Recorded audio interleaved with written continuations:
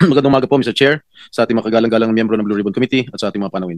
Nandito po ako sa pagdinig ngayon ng komite para ipagpatuloy ang aking tungkulin bilang isang mambabatas at upang lumahok sa patuloy na pagdiskubre sa katotohanan sa likod ng malalang anomalya sa public works at infrastructure sa ating bansa. Sa gitna ng investigasyon ito ay ang nasabing anomalya tungkol sa flood control projects at di umano'y partisipasyon o sa buwatan ng DPWH at iba pang mga opisyal ng gobyerno, private contractors at miyembro ng Kongreso na isang malawakang pagnanakaw sa kaban ng bayan. Malinaw po na dahil sa ating pagsiwalat sa mga anomalyang to, sa kasamang palad tayo ay naging target ng hindi makatarungang atake, kahihiyan at mga bagay na purong kasinungalingan lamang. At ito ay dahil lamang sa maparatang na isang witness, si former Assistant District Engineer Bryce Erickson Hernandez, na siya rin kilala bilang Marvin Santos de Guzman sa mga kasino kung saan siya nagsugal at naglustay ng pera ng bayan na nagkakahalaga ng dandang milyong piso. Ginawa niya lahat na ito habang pinupuno niya ang kanyang sariling bulsa at pinupundahan ng kanyang marayang pamumuhay.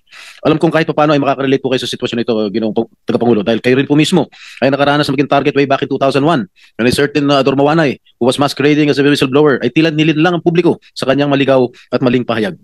Sa isang kakaibang pagbago ng kapalaran, this representation na masigasig na naghahanap at naglalantad ng katotohanan tungkol sa mga anomalyang ito ay naging puntirya ng mga kasinungalingan.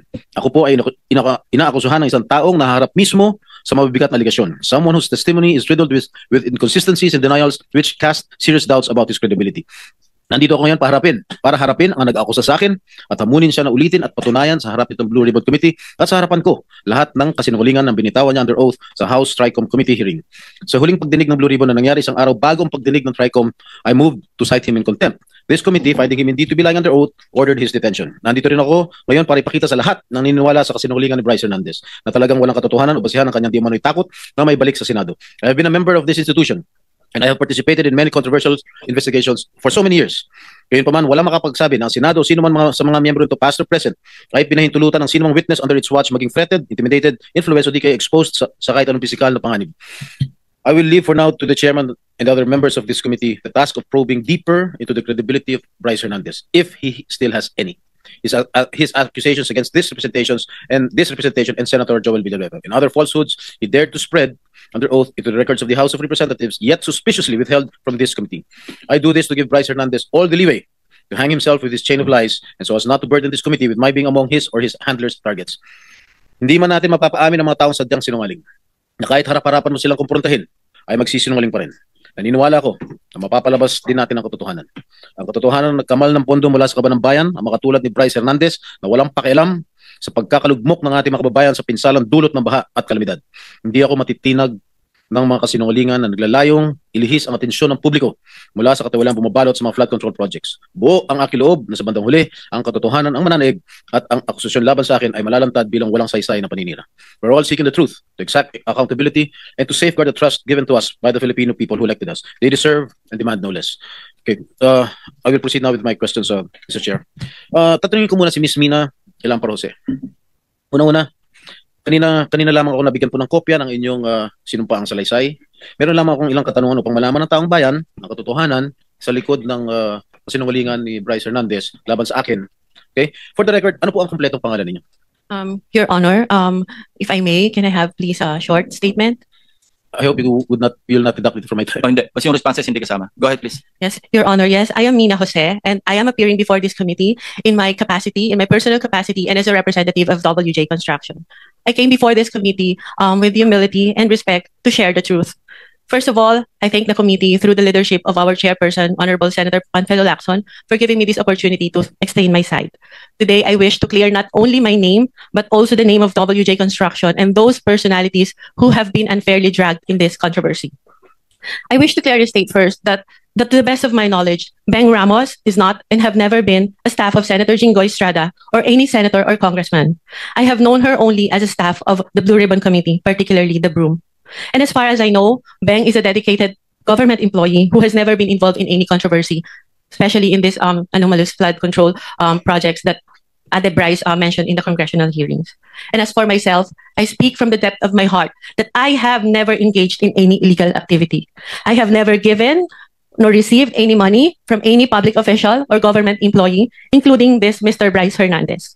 Thus, I strongly deny his accusations, the baseless and malicious accusations he threw against me and WJ Construction during the congressional hearing.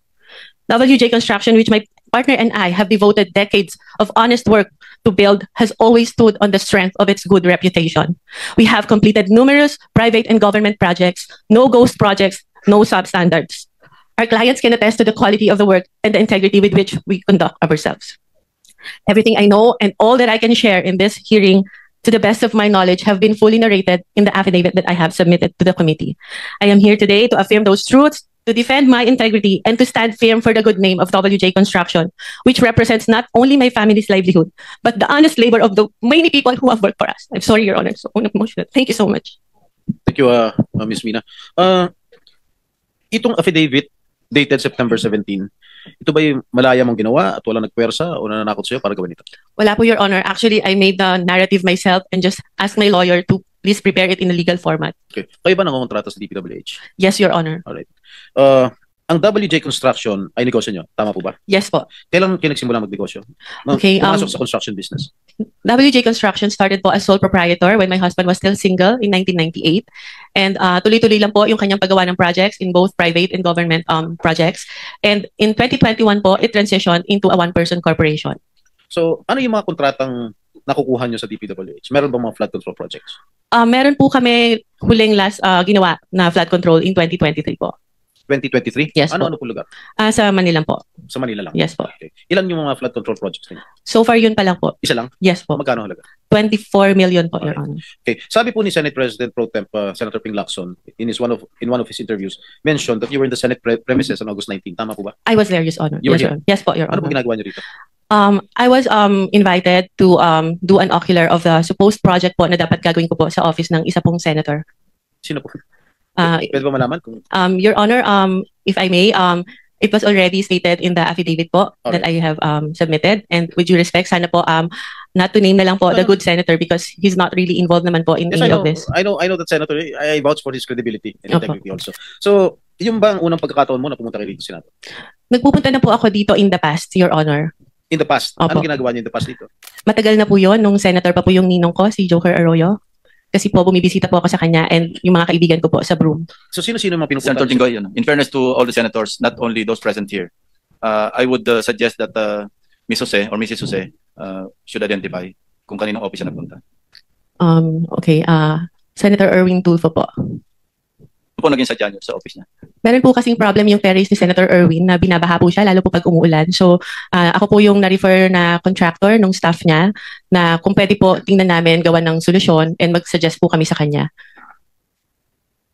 Yes, Mr. Chair. With the permission of Senator Estrada? With the permission of His name Senator. has been mentioned. I think we owe it to him. No? Mr. Chair, the only time that I learned of the Double J construction was through a staff of mine na recommended me this group to fix my veranda on the 5th floor, Mr. Chair. But when upon learning her name was mentioned by Engineer Bryce, we immediately requested to cancel all contracts with WJ, where I specifically ordered to terminate our office refurbishment project with WJ. And also, that was on September 9, Mr. Chair. And then on September 11, I issued another memo asking for an incident report to all concerned employees, specifically the friend of the WJ Construction, Mina Jose. And on September 18, I passed an internal policy for gate pass and visitors pass requests na wala po muna kami tatanggapin ng mga bisita because of that. Mr. Chair, this representation is willing to submit all the documents. The memo stated dated September 9, memo September 11, memo on September 18, and of course the drawing submitted by Ms. Mina Jose for the refurbishment of my veranda on the 5th floor. Also, some contracts we're willing to submit for in this committee, Mr. Chair. Thank you. Mrs. Jose, meron pong sinabit sa aming opisina yung Director General, CCTV footage. So gusto ko lang malaman din para sa kaalaman ng lahat. Bukod sa opisina ni Senator Erwin Tulfo, saan po pa kayo nagpunta? Meron pa po akong pinuntahang office.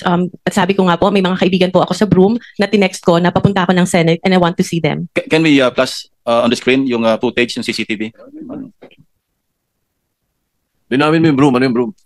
It's the Blue Ribbon Oversight Yes, Office hindi Management, alam Your ng Honor. public. Masusundan na lang natin ito, no? Ano sa third floor na ba ito? Doon muna sa ground floor.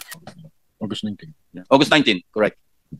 Sige po, habang tinitingnan nyo, kayo na yung magkakwento kung ano yung flow ng events nung kayo dumalaw dito. Anong Okay, oras? so from Okay. the lobby po, nagsabi po ako na I have a permit to enter the Senate and then tinanong po yung pangalan ko, hinanap po nila sa computer, and then nung na-confirm po nila, sabi nila, umakyat ka na sa second floor, doon ka mag-register. So pag akyat po, nakikita nyo po, meron pong separate na bag and body scanner where yung mga guests po dapat mag-pass through muna doon. After po noon, pupunta po sa logbook area, ilalag nyo po yung pangalan nyo, yung phone number nyo, taga saan kayo, and kung saang office kayo pupunta.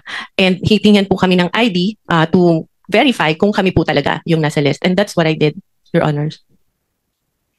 Ito po, yan na yung pumunta kayo sa Broome, di ba? Yes Sige, po. sige, tuloy nyo lang. Yeah, so dahil nga po nakita ko na yung elevator is cramped and dalawa lang po yung para sa mga senators, isa lang po yung sa guests, and natatakot ako na pumasok sa cramped elevator because I don't have my mask, I took the stairs po. And dumaan po ako kay Beng, inuna ko po muna siya dahil sa totoo lang po, nakiusap po ako sa kanya mag-prepare or mag-print ng sample proposal na i-attempt ko po sanang i-present kay Senator Erwin. So dumaan po ako doon briefly, nag-picture pa nga po kami, and I texted my other friend sa Broome who was at that time in the session hall to tell her na, hey, nandito na ako. So after po noon, umakyat na ako dahil nagagalit na po sa akin yung staff ni Senator, bakit daw po ang tagal ko, sandali lang daw po si Senator para explain sa akin kung ano yung gusto niyang gawin. So umakyat na po ako sa office ni Senator Erwin Tulfo. Mr. Chair, may I also add that we'll be submitting a screenshot of the text message between my staff and Ms. Mina Jose. Where was she during the time? Dahil doon sa text message, sinabi niya dumaan pa sa Broome. At meron din po akong letter sa staff ko asking her bakit dumaan sa Broome. Parang ginamit po yung aming opisina na makapasyal siya sa Broome, wala naman po sa agenda. Hindi rin po niya minention na may kilala po siya dito sa Senate, dyan sa Broome, sa Blue Ribbon. So, in other words, Mr. Chair, parang nagamit po yung opisina ko para dumaan po siya sa Broome kung ano man yung kanyang business doon, Mr. Chair. My apologies, Your Honor, if that appeared that way. It was just my intention to see my friend, especially when I heard that Beng is suffering from cancer and I haven't seen her in a long time. So I thought it was an opportunity for me to also visit her. Mr. Chair, the question is, you should have told us na may kaibigan ka under investigation. My staff even asked me, Mr. Chair, if you would remember and you lied. Sinabi namin, baka ikaw sabit ka dito sa flood control. Wala po kami, hindi po kami sabit dyan. Ang mga project ko 30 million. Do you remember that? You were asked, Ms. Jose. Yes, Your Honor, because I am of honest belief na wala po talaga kami. You were not, bakit nababanggit ang pangalan mo dito ngayon? Meron ka palang kinalaman dyan sa mga proyekto sa Bulacan na yan. Why didn't you tell us straight up? And had you told us na meron kang sabit sa mga project sa Bulacan, we wouldn't have let you step in the Senate, Ms. Jose. Your Honor, prior to the text message that was shared by Bryce, nagulat po talaga ako dahil wala po kaming pinasukang project. We never joined any bidding. We never Mr. submitted Chair, any documents. hindi nga po Mr. Chair, sinasabi para lumalabas na isa ka sa conduit, isa ka sa mga sabit na nagdala ng pera, something to that effect. Hindi ko naman sinasabi na kasama ka sa proyekto, pero sabit ka sa problema sa flood control. You should have told us. You should have informed my staff na pumunta ka rito na dadaan po muna ako. How hard is that to say? Pakisabi kay Senator, dadaanan ko muna yung kaibigan ko sa Broome na may sakit na cancer. Why didn't you do that, Ms. Jose, Mr. Chair? Your Honor, I don't think Senator Erwin is privy to the conversation with the staff Yes, to whom I have mentioned before. Senator Erwin, please, no. I think si Bryce was the one who made that assertion, Yes, Your Honor. implying that WJ/Beng Ramos ay magdadala ng obligation. Can you clarify that? Ano yung obligation na sinasabi mo? Yun po yung yung sa proponent po nung project na ibinigay po ni Boss Henry sa kanya. At yung regarding naman po dun sa pagdadala ng obligasyon, meron po akong follow-up na magpapatunay na What exactly did you mean when you said nung nag-ano ka sa house, yung obligasyon? Ano yung obligation na yon? Pera? pera Para po. kanino? Lagay? Ano yung context ng obligation? Pera po siya para sa proponent. Ano yung sabihin? Lagay para sa proponent? Yung advance po. Opo. Advance yung, para yung sa parang proponent? bayad po para dahil nakuha niya yung project na yun. Mrs. Jose? Your Honor, I don't know what he was talking about because the context of that message is about giving him documents for a supposed po dahil hindi natuloy na joint venture. If I may, Your Honor, in my affidavit. Wait for a while, And pag sinabi mong proponent, you were directly linking Senator Jinggoy, di ba? As the proponent. Ay, hindi Kasi po. minention mo Beng Ramos na sinabi mo, stop siya ni Senator Jinggoy. So Yeah. that was the implication. Pag sinabi mong magpapadala o ipapadala yung obligation sa WJ, Beng Ramos, and then nung tinanong ka, sino si Beng Ramos, stop ni Senator Jinggoy, di ba? Yes po. So yun ang in-imply mo na yung obligation na sinasabi mong para sa proponent ay para kay Senator Jinggoy. Hindi po, Your Honor. O ano yun? Sino yung proponent ngayon? Ibang project po yung hindi po Ay, galing kay pinagdugtong mo Senator kasi eh. Jinggoy. Anyway, sige, please continue, Mrs. Jose. If you remember po dun sa shinare niya na text message, nagpakilala lang po ako na Mina, WJ Construction, Beng Ramos, for him to know na nakuha ko po yung number niya kay Beng Ramos. And nag-usap po kami, nagpakilala ako as contractor, nagtanong po ako sa kanya kung ano po ba yung, to have an overview kung ano po yung mga projects na meron po sa kanilang district nung sinabi niya po na siya ay taga Bulacan. So nung sinabi niya po, Ito yung thread ninyong dalawa. Sige, tuloy mo lang. yes po. Nung sinabi niya po na mostly flood control, tinanong ko po kung ano po yung category na required nila. Ang sabi niya po, at least small A. Sabi ko po sa kanya, hindi po pala kami pwede because our flood control category is only small B. So, baka hindi na po kami tumuloy. And he suggested po na pwede pa rin naman through a joint venture agreement, which is naman po normal na kalakaran sa construction sa DPWH na if you want to participate in a project na hindi ka qualify, you can do a joint venture with a license na qualified po doon. So our agreement was that. But sa kanya po, bibigyan kita, ipapakilala kita dun sa contractor na qualified, but all the expenses, sabi niya, for the processing of the joint license agreement will be for your account. So ako naman po, nag-agree, no? And yun po yung conversation namin. Nasabi ko, sige, ipapadeliver ko dyan yung mga document through my staff. And I have to know pa po kung sino yung taong kausap ko. Kaya medyo, ano pa rin po ako medyo cautious pa rin po ako. I want my staff to go there para makilala po siya at kung sino yung contractor na sinasabi niya. Mr. Chair, may Mr. Chair? I interject? Mr. Chair, Yes, Senator with the Marcoleta. permission of Senator. Bryce, nung nag-testify ka sa House, matibay yung salita mo na si Miss, ano pangalan? Mina po. Mina, ay magdadala ng pera sa proponent. At ang binanggit mo sa House, si Senator Jinggoy. Di ba? Sa House. Your Honor, nakalink lang po na ang pakilala kay kay Ma'am Mina and Ma'am Beng is staff po ni Sen Jinggoy, pero hindi po specifically sinabi ko na yung proponent is para po kay Senator Ayun, Jinggoy. malinaw ngayon, ina-attribute mo lang bale kay Senator Jinggoy dahil staff niya si Beng. Tama? Hindi po, ibang projects po yung sinasabi ko na nakatag po kay Senator Jinggoy, hindi po yung specifically noong 2022. O iba na naman ang sinasabi mo. Ito munang isa-isa lang. Nag-ibang na naman ng na salita. Excuse Sa me, House. with the, Senator Marcoleta, with the indulgence of the other members, we are suspending the one follow-up question because of the sensitivity of this issue. We want to resolve this and get to the bottom of this. So, with your indulgence, baka pwedeng suspend natin yung one follow-up question. Mag-freewheeling muna tayo. Sandali. Thank you. Thank you, Mr. Chair. So, pero malinaw, merong magdadala, sinabi mo. Ang magdadala si Miss Mina, tama? It's either Miss Mina or Beng Ramos po. Pero merong dadalhin, di ba? Yes po. Malinaw na malinaw yun. Walang problema doon. Wala pong problema Ngayon, doon. sinabi mo na hindi naman pala si Senator Jinggoy. Specifically, hindi po si Senator Jinggoy. Okay, kanino kaya yun? Proponent lang po ang sinabi sa akin ni boss. Sino nga? Sino yung proponent? Wala, naka-blind po ako doon kung sino pong proponent po.